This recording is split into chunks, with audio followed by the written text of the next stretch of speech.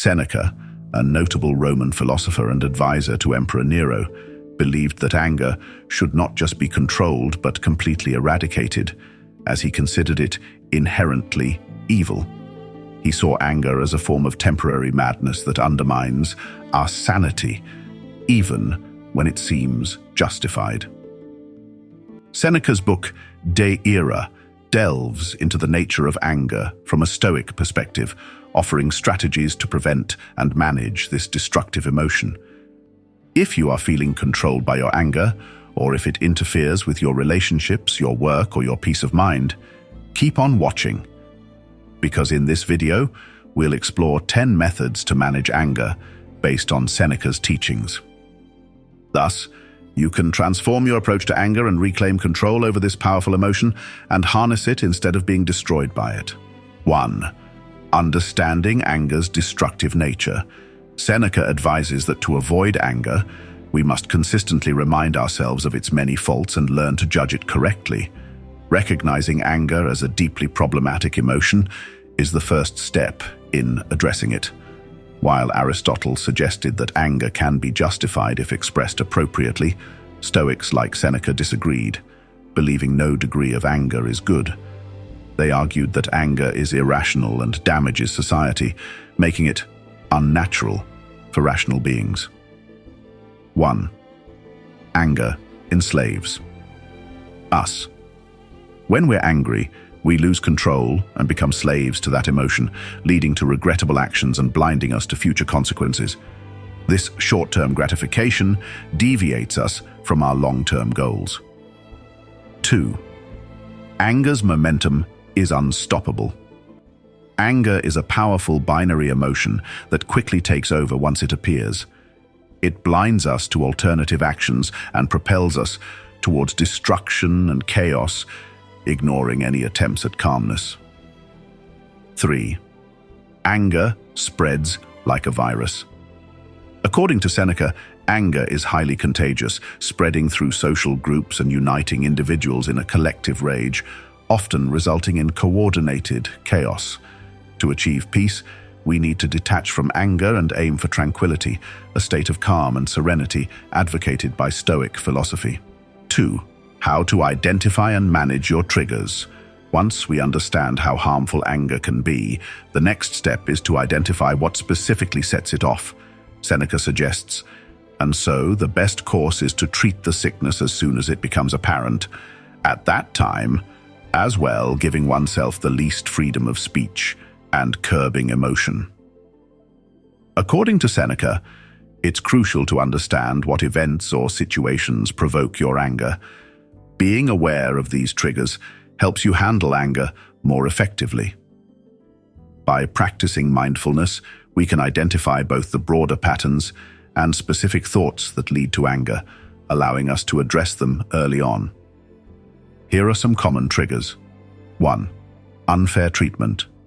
Feeling wronged, like when someone cuts in line or your boss gives an unjust review. 2. Time pressure and frustrations, stress from running late and hitting traffic or being interrupted while working. 3. Dishonesty or disappointment, dealing with infidelity or not receiving a promised raise. 4. Threats to self-esteem, experiencing rejection or receiving poor grades. 5. Prejudice and discrimination, facing racial, ethnic, or disability-related bias. 6.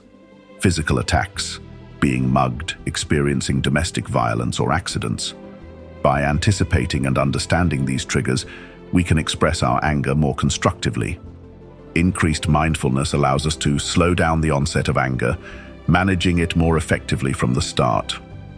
3. Pause before reacting. After identifying what triggers our anger, we can practice patience to prevent immediate and often regrettable reactions. Seneca states, "The greatest cure for anger is to wait, so that the initial passion it engenders may die down, and the fog that shrouds the mind may subside or become less thick." Anger can distort your thinking and lead to poor decisions. Unlike fear, which makes us want to run away, anger pushes us towards confrontation and revenge. This is why even the smartest people can end up saying things they regret when they're angry.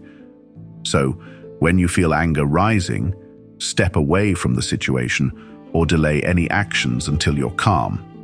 Wait a day or two before sending an angry email, walk away from a heated argument, and get advice from a calm, unbiased person before reacting.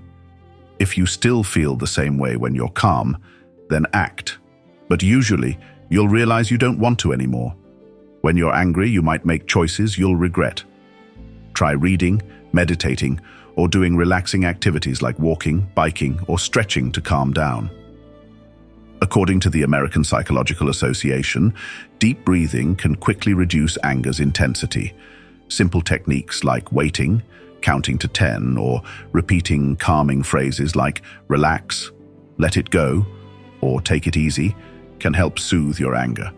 Remember, anger is temporary and everyone experiences it, but with these strategies you can control your anger and express your feelings in a healthier way for yourself and others. 4. Empathize with others' mistakes. While waiting helps calm us down, it's also important to foster empathy by seeing ourselves in the shoes of others. Seneca advises, "Let us put ourselves in the position of the man who is making us angry." In point of fact, it is an unjustified estimate of our own worth that causes our anger, and an unwillingness to put up with treatment we would happily inflict on others. A great way to manage anger is to imagine yourself in the other person's shoes. Often when we get angry, it's because we feel others are treating us unfairly. However, if we think about it, we've probably acted similarly at some point. Reflect on these questions. How many times have I behaved poorly? Have I ever acted aggressively?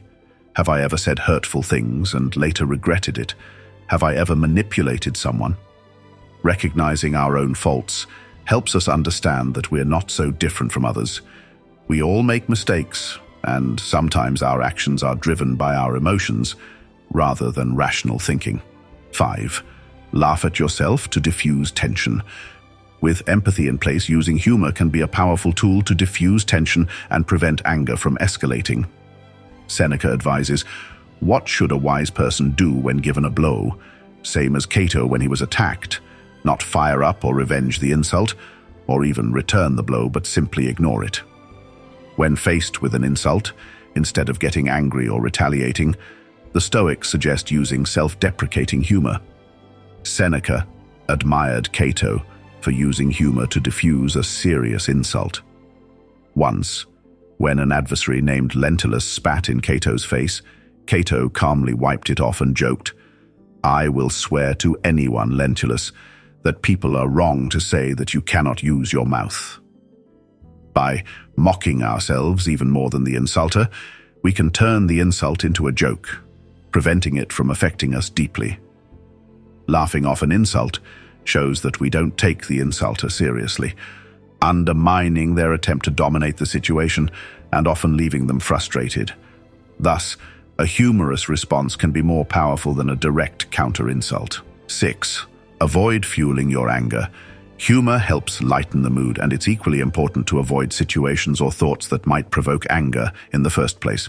Seneca states, "It makes you angry that a slave has answered you back, or a freedman or your wife or a client. You then go on to complain that the state has been deprived of the freedom of which you have deprived those under your own roof." We often give ourselves too much importance and live in comfort, which makes us thin-skinned and easily angered.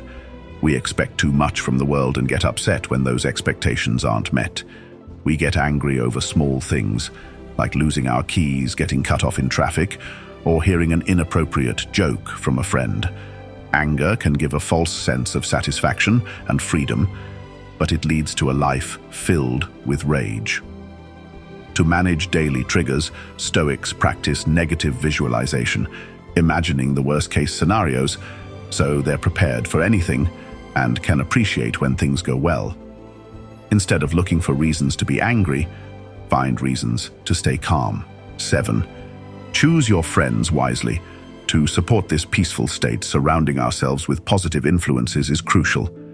Seneca advises, choose men who are honest, easygoing, and have self-control, the sort who will not arouse your anger and yet will tolerate it. Research by social psychologist Dr. David McClelland of Harvard shows that the people you associate with determine up to 95% of your success or failure. Seneca understood this truth long ago. Anger can spread quickly, so if you're prone to it, avoid friends who trigger or provoke you. A provoker is someone who intentionally or subconsciously incites reactions. Provokers can be friends, colleagues, or even family members. We often struggle to leave toxic relationships because we get used to the person. To achieve peace of mind, you need to be happy in all your relationships. Surround yourself with people who bring joy, not misery. Seneca also suggests avoiding unnecessary curiosity. Even among great friends, don't seek out information that might upset you. If you want a calm mind, avoid digging into things like what a friend said about you or reading your partner's private messages. Focus on maintaining tranquility by steering clear of potential triggers. 8. Engage in calming activities. In addition to having positive relationships, engaging in calming activities like art and music can further enhance our emotional stability. Seneca advises hot-tempered people should avoid studies that are demanding, or at least engage in ones not liable to end in exhaustion. The mind should not occupy itself with hard tasks, but should be given over to pleasurable arts. Let it be calmed by reading poetry and charmed by the tales of history. Let it be treated with a measure of gentleness and refinement. If you often feel frustrated or angry, Seneca suggests that engaging in soothing art or music can help you achieve a peaceful mind. Today, this is known as expressive therapy, which encourages people to release built-up anger through creative expression, like yelling or pounding pillows. This therapy, also called creative arts therapy or expressive arts therapy, uses creative activities to manage anger. Supporters believe that combining creativity with imagination helps the body heal. In anger management sessions, therapists help identify what triggers anger and any unresolved issues. Common forms of expressive therapy include music therapy, art therapy, dance therapy, drama therapy, or writing therapy. Nearly any form of art can be calming. Music, loved by many, can evoke strong emotional and physical reactions, making you feel energetic, happy, or sad. When used in anger management, music acts as a mood stabilizer. If you're feeling angry, turn on some music to help you relax. 9. Heal rather than punish. Calming activities set the stage for a mindset focused on healing rather than punishment, reducing the cycle of anger and retaliation. Seneca encourages us, how much better it is to heal a wrong than to avenge one. Vengeance takes considerable time, and it exposes a man to many injuries while only one causes him resentment. We always feel anger longer than we feel hurt. When someone wrongs us, our instinct is often to seek revenge.